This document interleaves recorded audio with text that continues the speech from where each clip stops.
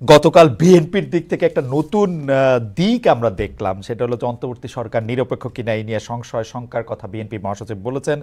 তিনি আরও বলেছেন যে বিবিসি বাংলাতে দেয়া সেই সাক্ষাৎকারে তিনি আরও বলেছেন সরকার নিরপেক্ষ থাকতে না পারলে নিরপেক্ষ সরকারের প্রয়োজন হবে। তিনি আসলে কি বোঝাতে চাইছেন, কি বার্তা দিলেন তিনি অন্তর্বর্তীকালীন সরকারের কাছে?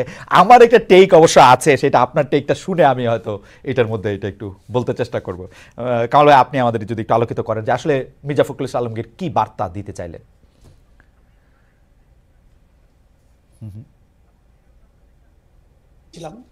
পরে সকালে আমি এটা ডিটেল আমি পড়েছি।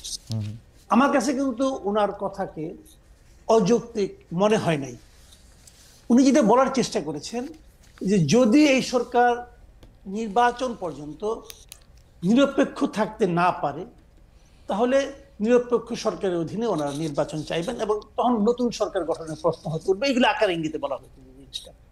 আরেকটা জিনিস উনি বলেছেন এখানে যে কেন নিরপেক্ষ থাকতে পারবে না বলে উনি মনে করেন, সেই কথাটা আমি ওনার অন্য একটা কথা আমি পেয়েছি। সেটা কিন্তু বলেছেন যে এই সরকারের মধ্যে যারা আছেন, সরকারের যারা পার্টনার হিসেবে আছেন, তাদের কেউ কেউ তো রাজনৈতিক দল করার চেষ্টা করছেন এবং তারা রাজনীতি করবেন এবং নির্বাচনেও অংশ নেবেন বলে নানা ধরনের কথাবার্তা ওনারা শুনেছেন অথবা দেখেছেন।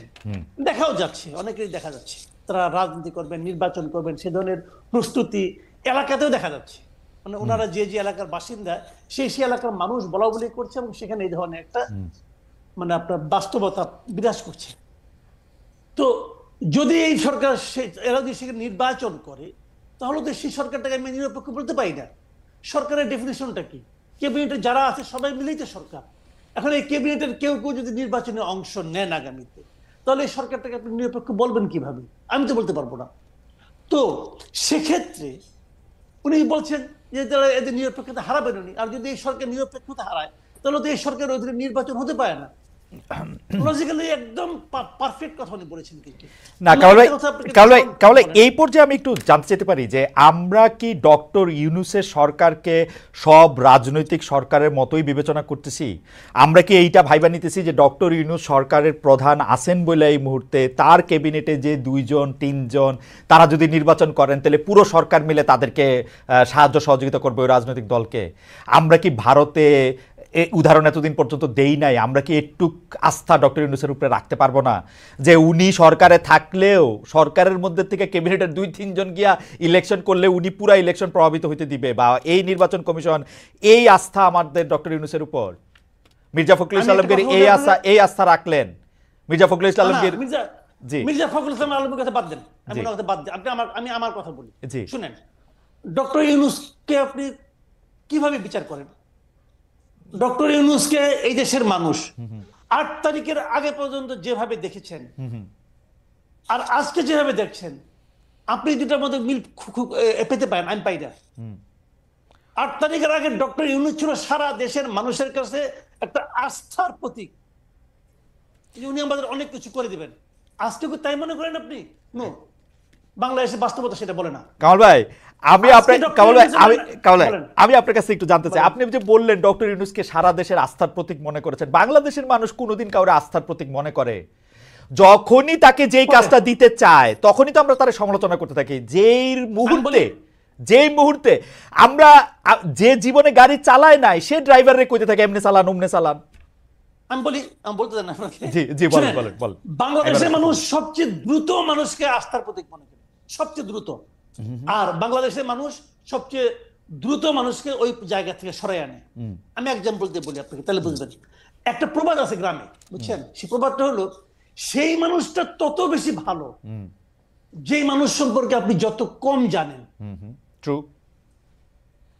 8 তারিখের আগ পর্যন্ত রাষ্ট্রনায়ক হিসেবে, সরকার প্রধান হিসেবে ডক্টর ইউনূস কতটা ভালো কেউ জানতো না।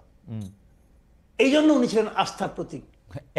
যে উনি সরকার প্রধানের দায়িত্ব নিলেন, যেই মাত্র উনি সরকার প্রধানের দায়িত্ব নিয়ে উনি একটা উপদেষ্টা পরিষদ গঠন করলেন।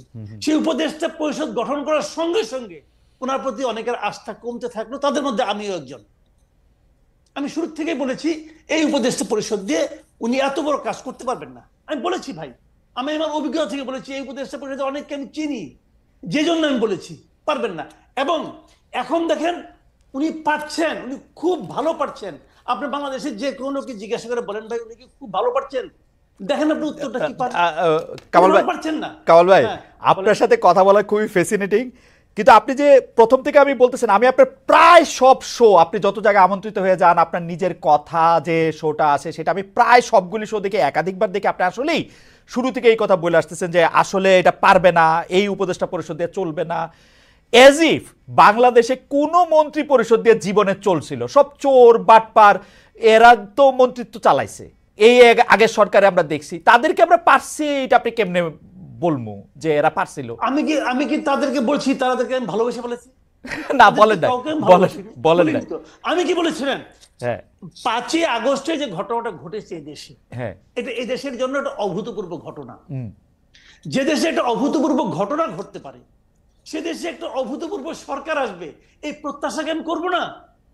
আমি করেছি। আমি বলি আপনাকে, আমি অগাস্টের প্রথম দিন পর্যন্ত আমি কিন্তু প্রত্যাশা আমি করতে পারিনি, সাহস পাই নাই যে শেখ হাসিনা থাকবে না, আমি সাহস পাই নাই। কিন্তু যেদিন ঘটে গেছে সেই দিন আমার কাছে মনে হয়েছে আসলেই ঘটে গেছে।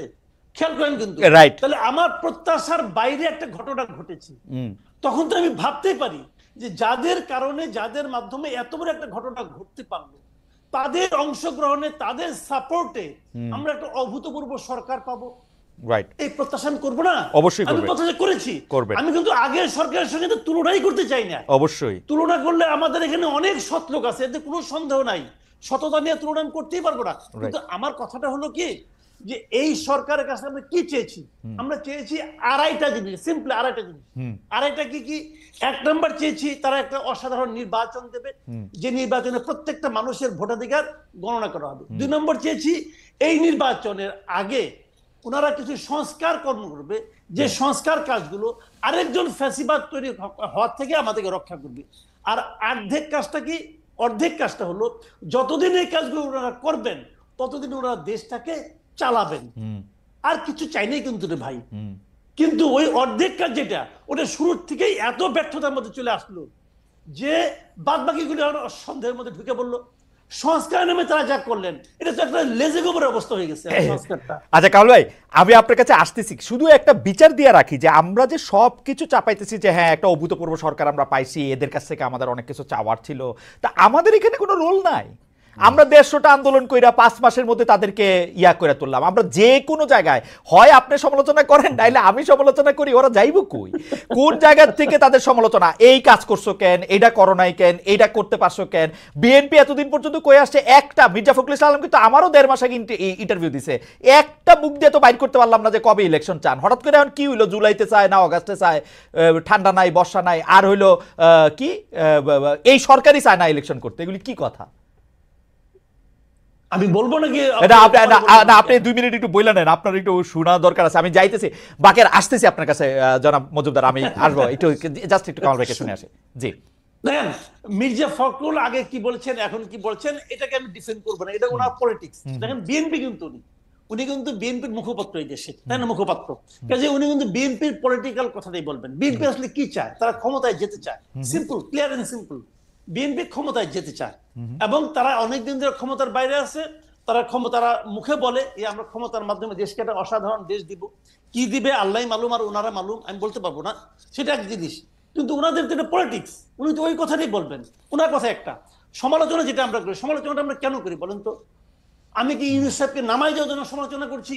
নো, আমি চাচ্ছি যে ইউনূস সাহেব যেন ঠিক কাজটা করেন। ওকে, এবং এটা করার জন্য বারবার ওনাকে হ্যামারিং করতেছি, ভাই আপনি ঠিক কাজটা করেন, ঠিক কাজটা করেন। উনি কি ঠিক কাজটা করতে পাচ্ছেন না? উনি কি এই আমি এটাকে বিপ্লব বলেন না গণ অভ্যুত্থান বলেন, জুলাই বিপ্লব বলি, জুলাই গণ অভ্যুত্থান, কিন্তু বাকি এখানে আছে, ওকেও আমি আপিল করতেছি উনিও বলুক যে এই যে উনার যে উপদেষ্টা পরিষদ উনি গঠন করেছেন, উনি তো জুলাই বিপ্লবের ফসল। উনার এই উপদেষ্টা পরিষদ তারা কেউ কি এই জুলাই বিপ্লবের চেতনাকে ধারণ করে? কামাল ভাই আমি আপনার কাছে আসি, শুধু এইটা বলে রাখি, জুলাই বিপ্লবের চেতনা ধারণ করতে এই উপদেষ্টাদের ডিফেন্ড করার জন্য আমি বলি যে তারা যে শেখ হাসিনার লগে গিয়ে যোগ দেয় নাই, ছবি তোলে নাই, তাদের মাখনটা খায় নাই, সেইটাই হলো জুলাই আগস্টের চেতনা। এর চেয়ে বেশি চেতনা তো দরকার ছিল না। আপনি আমার এই 4টা আরো অর্থনীতিবিদ দেখান যারা এই শেখ হাসিনার মাখন কি খায় নাই। প্রিয় দর্শক, এতক্ষণ আমরা সুন্দর কিছু কথা শুনছিলাম। তো উনি ইন্টার গভর্নমেন্টের প্রধান ডক্টর মোহাম্মদ ইউনূস এবং তার যে ইন্টার গভর্নমেন্ট ওনাদের কাছে ওনার যে চাওয়া বা বাংলাদেশের মানুষের যে চাওয়া, এবং উনি যে ডেটটার কথা বললেন, একটা হচ্ছে সংস্কার এবং সুন্দর একটি নির্বাচনের বিষয়গুলো, ইন্টার গভর্নমেন্টের যে চাহিদা এবং ইন্টার গভর্নমেন্টের কাছে মানুষের যে চাহিদা, এই বিষয়টি উনি বললেন। মূলত এটি একটি গুরুত্বপূর্ণ ইস্যু ইন্টার গভর্নমেন্টের কাছে, যে বাংলাদেশের মানুষ আসলে কী চায়। এবং বিষয় রিসেন্টলি আপনার দেখবেন রাজনৈতিক দলগুলো কিন্তু তার ডক্টর মোহাম্মদ ইউনূস ওনার সঙ্গে যে বিভিন্ন সময় তার সঙ্গে বৈঠক কিন্তু এই বিষয়গুলো বলেছে যে নির্বাচন, সংস্কার এবং বিচার ব্যবস্থার বিষয়গুলো, এবং বিচারে যারা দুর্নীতি এবং বিভিন্ন সময় বিভিন্ন অপকর্মের সঙ্গে জড়িত বা বিভিন্ন মামলার সঙ্গে জড়িত তাদেরকে বিচারে আওতায় নিয়ে এসে বিচার ব্যবস্থা করা। সকল রাজনৈতিক দলগুলো সেম কথা বলছে। বিশেষ করে এনসিপি গুরুত্ব দিয়েছে যে সংস্কারের বিষয়টি ওনারা বেশি গুরুত্ব দিয়েছেন। বাকি সব রাজনৈতিক দলগুলো সংস্কার পাশাপাশি নির্বাচনের ইস্যুটা এবং বিচার ব্যবস্থার ইস্যুটা কিন্তু সামনে নিয়ে এসেছে।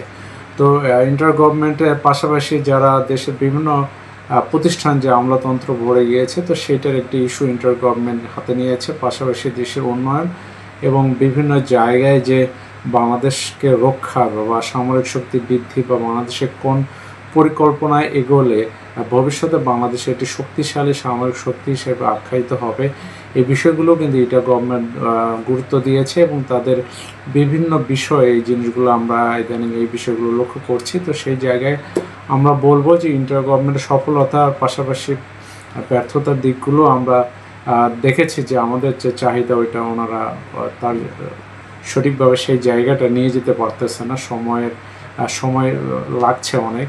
তো সেই জায়গায় আমরা বলবো অবশ্যই ইন্টার গভর্নমেন্ট এই কাজগুলো দ্রুতই করে জনগণের আশা আকাঙ্ক্ষার প্রতিফলন ঘটাবে।